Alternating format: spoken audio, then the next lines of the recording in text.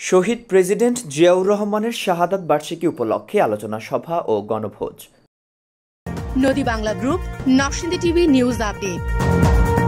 ৪ June ২০২৫ তারিখে নরসিংদীর চিনিশপুর ইউনিয়নের দগুরিয়া গ্রামে মহান স্বাধীনতার ঘোষক, বহুদলীয় গণতন্ত্রের প্রবক্তা, আধুনিক বাংলাদেশের স্থপতি, বিএনপির প্রতিষ্ঠাতা শহীদ প্রেসিডেন্ট জিয়াউর রহমান বীর উত্তমের ৪৪তম শাহাদাত বার্ষিকী উপলক্ষে আলোচনা সভা ও গণভোজের আয়োজন করে ১ নং ওয়ার্ডের বিএনপি ও সকল অঙ্গ সংগঠনের নেতাকর্মীরা। চিনিশপুর ইউনিয়নের ১ নং ওয়ার্ডের সভাপতি সোহরাব ভূঁইয়ার সভাপতিত্বে প্রধান অতিথি হিসেবে উপস্থিত ছিলেন চিনিশপুর ইউনিয়নের আহ্বায়ক আওলাদ হোসেন মোল্লা। উক্ত অনুষ্ঠানটি সঞ্চালনায় ছিলেন চিনিশপুর ইউনিয়নের ১ নং ওয়ার্ডের সাংগঠনিক সম্পাদক মোহাম্মদ সাকিব মিয়া।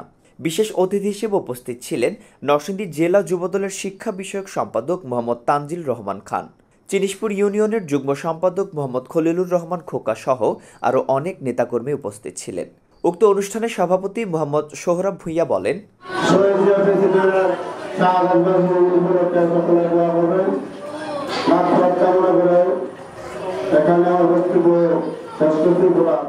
নরসিংদী জেলা যুবদলের শিক্ষা বিষয়ক সম্পাদক মোহাম্মদ তানজিল রহমান খান বলেন, উনি যতদিন রাষ্ট্র ক্ষমতায় ছিলেন ততদিন এই দেশের উন্নয়নে সবসময় কাজ করেছেন এবং এই দেশের যত সংকট মুহূর্ত ছিল প্রতিটা সংকট সময় উনি ঢাল হিসাবে এই দেশকে রক্ষা করে গেছেন।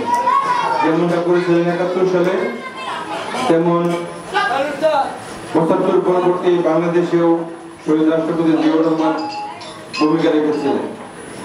তারপর উনি যখন রাষ্ট্রীয় ক্ষমতায় ছিলেন তখন এই দেশে কৃষির উন্নয়নে উনি বাংলাদেশের বিভিন্ন জায়গায় গিয়ে খাল খনন করেছেন। নরসিংদীতে উনি খাল খনন করতে এসেছিলেন এবং এই খাল খননের মাধ্যমে এই দেশে কৃষির বিপ্লব ঘটিয়েছেন।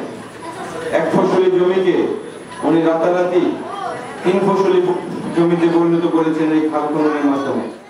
পরে দেশের কল্যাণ ও শহীদ প্রেসিডেন্ট জিয়াউর রহমানের জন্য দোয়া প্রার্থনা করা হয়। সবশেষে জনসাধারণের মাঝে খাবার বিতরণ করেন অতিথিবৃন্দ।